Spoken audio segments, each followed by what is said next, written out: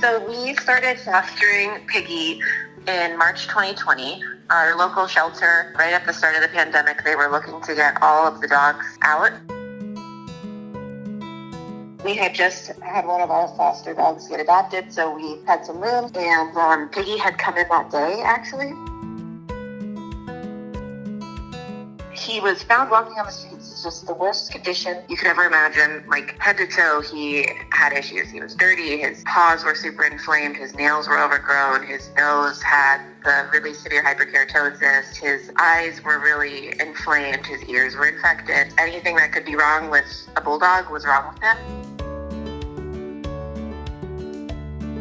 He was in such bad shape that he should not have had the personality that he had. And when we met him, I mean, his personality was just immediately loving, fun, hilarious, and all he wanted was to give love and receive love.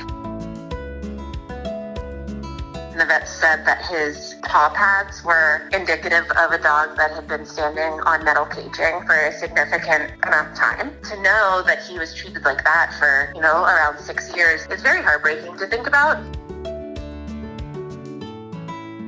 We took him into foster, and the intention was always to, get him back to a good level of health, get him to the point where he would be adoptable. So when we first got him, he was such poor shape. We thought that he was potentially, we were going to be taking him in, for hospice care. We thought that it might be, not a lot of time left with him because he was just in such poor shape. We immediately were like, we're just going to make every single day that we have with him his best day ever. He went through some pretty rigorous surgeries to get him to a healthy point. He was finally deemed ready for adoption. It felt so wrong, even though we had not planned to take a dog in and adopt a dog. It just immediately felt like the wrong decision to us.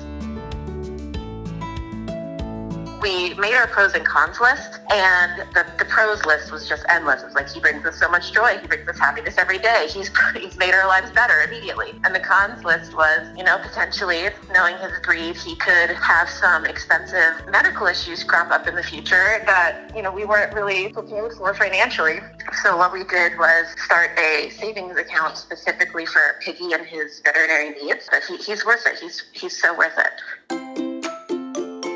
When we're sitting on the couch concerned about him, when we think he's dying of heart disease, he's looking at me when I'm crying, what? Why are you crying? He's in pain, he's suffering, and he's concerned about us and our feelings. He's so empathetic for a dog. It's just remarkable. He loves meeting people more than anything. He's tolerant of some dogs. He really likes big dogs, but if we see somebody walking their dog down the street, he gets really excited and they're like, oh, can you meet my dog? And I'm like, he's not excited about your dog, he's excited about you. Because all he wants to do is meet people. And every person that he meets, he treats them like they're the shining star of his life, the best person he's ever met. It's very sweet.